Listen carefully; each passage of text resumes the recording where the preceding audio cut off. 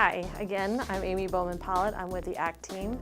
So I'm going to start off with what does ACT even mean? That's something, a well-known secret in our county. Most people refer to us as assistive technology, but actually ACT, ACTT, stands for Augmentative Communication and Technology Team.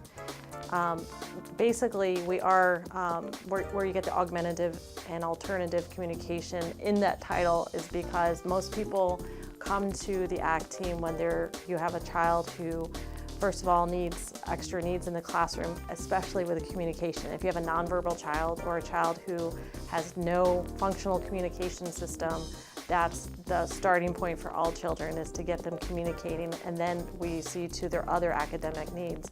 But without communication, it's really hard to do that. So there's a process by which we go through for schools who need extra assistance from our team. It can't just be pick up the phone and have us come out. I think a lot of schools would like us to have it that way. But on our website, we have a really detailed outline of our process on when we would be called and when the assistive technology is appropriate for a student. So specifically, if a child is referred to the ACT team, the child has to have an IEP or a 504 in place. It can't just be a student without any kind of accommodations or IEP. And we are basically called out for a variety of things. For example, to maintain, increase, or improve functional capabilities of a student, to help them complete tasks in school, to help them with social interactions with their peers and with teachers, to help them with verbal and nonverbal communication, and help them with reading and writing communication, and help them with any technology that maybe is just not accessible or available to them at their home school or in their education plan.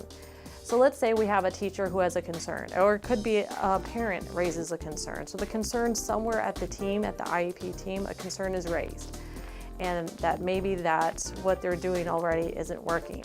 And the one thing that we stress in our team is before the referral to the ACT team is made is to utilize different things that are already available to them in the school. There's a lot of UDL type tools that are available. For example, with Chromebooks, there's speech to text and text to speech that are available within Google Documents.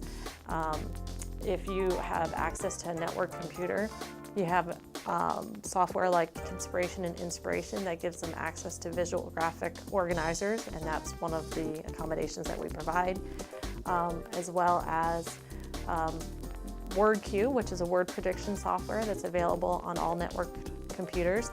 So what we like to hear from schools is that they've tried all of the tools that are available to them first, that's networked and really available for all students, to find out that that doesn't work, because sometimes they call us out for a small problem only to find out, hey, if you tried word prediction on the desktop software, that's our desktop computer, that's all they really needed, and that was available to them anyway, and it's just a long process to go through to have them use something that's already there. So once they identify a concern and utilize everything at their disposal, if they're still finding the child is having needs, then there's a couple things that has to happen. First, the request has to be made at an IEP meeting. Again, the child needs an IEP or a 504. And then there's a couple different parties that need to fill out an intake form. There's a parent intake form. It's basically a questionnaire from the parent's perspective of what that child's strengths and weaknesses are and what they identify the problem to be. Sometimes there's a mismatch between what the teacher sees as a need and the parent sees as a need, and we really need everybody to be on the same page. And then there's a school intake form. So basically the teacher or the special ed case manager can fill out the paperwork as far as what the child's strengths and weaknesses are, what area of need that they have. Once that's all submitted to us and we have all pieces of that, we also need a copy of the IEP minutes and the notes so we can see the background on the student. Then there's an ACT team member who's assigned to that school who goes out and does a formal observation of the student, and then they will work with the student one-on-one based on that area of need. For example, if we have somebody who just has a really hard time putting pencil to paper and they just have, maybe their spelling is so horrible that the teacher can't read anything that they're writing on a 5th or 6th grade level. That's a problem. But maybe verbally the student is able to relay that knowledge. So then the ACT team member would sit down and we'll try different tools. We'll try different extensions on Chrome that will help them with voice dictation to get their thoughts on paper. But of course with any tool, there's a process with selecting a tool which meets those needs, because not all tools fit all student needs.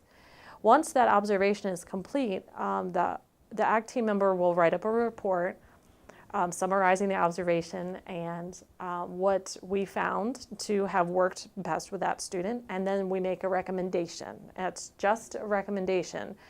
So that recommendation goes back to the IEP team, and then they decide if they're going to put that recommendation on the IEP under assistive technology. And if needed, then we can be listed as a follow-up. So we can touch base with that student, make sure they're still doing okay.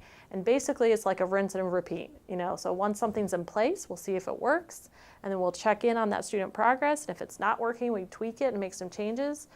And then the process just keeps going and until we need to go back and check on progress. So that's basically the process of how to get a student referred to the ACT team.